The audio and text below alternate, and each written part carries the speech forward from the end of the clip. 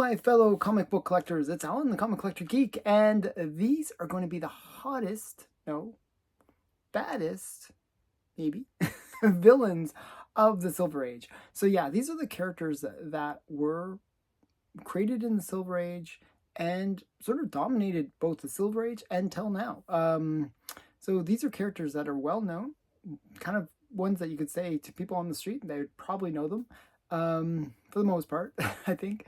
And these are characters that had movies and TV series created around them, and they're just really great characters. This is the top 5 list based on, I've gone a little bit of hunting, seeing what other people have created lists, and these were consistently at the top. So don't blame the messenger. If you have a different list of what you think should be the top 5 villains of the Silver Age, put it in the comments below and you can tell me what your favorites would be. So let's get into the list. The first one on the list actually had a TV show recently that I didn't actually particularly like, but he was in the Echo show, and it is the Kingpin. And he was also in the Daredevil series as well. And he was a creation of Stan Lee and John Romita.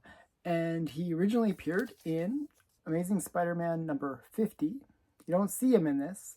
But the Kingpin is a major villain for Spider-Man. He's actually in the animated movie, the Spider-Verse movie as well.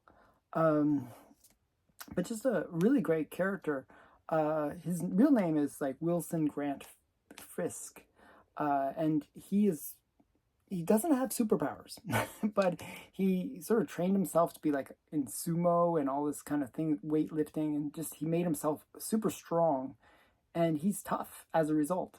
He almost feels like he has superpowers, but he really doesn't. But he's super smart, and he's very good at leadership. That's maybe his best skill, because he can kind of organize the crime. He's the crime lord, but really. And that's his main power, and because he's super wealthy, he has a lot of access to stuff as well. So very cool character. First appeared in Amazing Spider-Man 50, and he made his cover appearance in 51. So this is what Kingpin looks like. A very cool character, very iconic white suit as well. That's the first character. That's number 5. Number 4 on the list is a really great character. One actually I would have put higher on the list because I really like this character, but I'm going by other lists based on what, sort of a compilation of multiple lists had said was their top 5, and I'm going to go with what they said. So this is a really great one. This is Loki, the god of lies. And Loki is the god of lies, god of mischief, a true Norse god, but he is a very interesting villain for Thor, because they are brothers, half-brothers, and Thor is always dealing with Loki being mischievous. It's a really interesting character for Thor. And he was also created by Stan Lee and Jack Kirby. And this is his first appearance and first cover appearance in Journey into Mystery 85. Just a really great character, number 4 on the list. The next character on the list is another major character for Marvel. One that maybe most people might not be as familiar with compared to some other Marvel characters. But he did appear in the Fantastic Four movie. I think it was the second one. The second from the original series, I guess, of Fantastic Four movies. And he's often associated with the Silver Surfer. And that would be Galactus. And this is where he makes his first appearance, often denoted as his first cameo appearance. This is Fantastic Four number 48, and it is the coming of Galactus. And this is where we get introduced to the Silver Surfer. And Silver Surfer was basically a character who was the herald of Galactus and would go around looking for planets for Galactus to eat. And that's what Galactus does. He eats planets. But he also builds planets, so he kind of balances it out a little bit. And he's actually not an evil character. He just likes to eat. He's got a big appetite. So he eats planets, and he often eats planets where people like the Fantastic Four do not want them to eat the planet. So very, very big nemesis for the Fantastic Four. And so this is the first appearance of Galactus in cameo, I guess. And this book is often cited as his first full appearance, and that's Galactus right there with that crazy, crazy helm. But yeah, just a major character for Marvel. One of the more epic level superpowered characters. I mean, he is like basically almost godlike in terms of level of power. Very cool character. Another character created by Jack Kirby and Stan Lee. So very cool character. And those are the two books you'd want to get, 48 and 49, for his first full and first cameo appearances. He actually appears on a full page spread in Fantastic Four 48, and he's named as well. So I don't know why it's considered a cameo.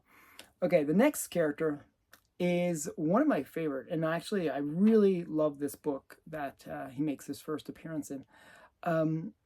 This character is one that has been in a Fantastic Four movie as well, multiple Fantastic Four movies, and he's kind of the most well-known Fantastic Four villain, and it is Dr. Doom.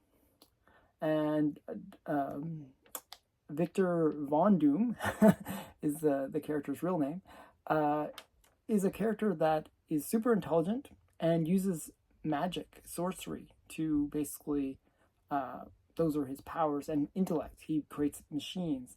And in the very first one, he actually creates a time machine. He sends the Fantastic Four back in time to get some treasures of magical powers, and it's kind of a weird story, and that's what's in this one. But that's him on the cover. I love when the character makes their first cover appearance and first appearance together. So this is Fantastic Four number 5 from 1962. And it's just a really great character, and one that is a constant nemesis for the Fantastic Four, and one that is probably one of the best Marvel villains of all. In my opinion, he's my favorite. But the next one is more of a fan favorite, and I actually think merits, being the number one spot. And it is Magneto. Magneto has been in many, many X-Men movies. He's also currently in X-Men 97, the main leader of the X-Men. So very interesting character, because he's one of those characters who, is he really a bad guy? Hard to say, because he's doing things based on that he's trying to protect the X-Men, and the mutants in general, and often he does that in a way that's detrimental to humanity. And the X-Men sort of want to have a balance between humanity and mutants. And so there's two different philosophies, and that's what makes it interesting. Magneto is a very unique character that way. You kind of are sympathetic to him, but at the same time, he's like genocidal. He's trying to kill all humanity. So you can't be too sympathetic with him. But just a very interesting character, and he made his first appearance in X-Men number 1. This is from 1963, I believe, and another character created by Stan Lee and Jack Kirby. They pretty much created 4 out of 5 of these top 5 characters, so good on them. They're pretty amazing creators. Magneto has the power of magnetism, and just a very interesting character because he seems to have a lot of kids. like so many kids related to Magneto. I think Nightcrawler, Quicksilver, Scarlet Witch are all his kids. And I think there's a few others as well. So he's very prolific. He's a very active guy. So just a really cool character, and this is his first appearance. So that's it. Those are my top 5 villains of the Silver Age. I'd like to hear what your top 5 would be. Put them in the comments below, and thanks for watching. I hope you enjoyed this video. Bye for now.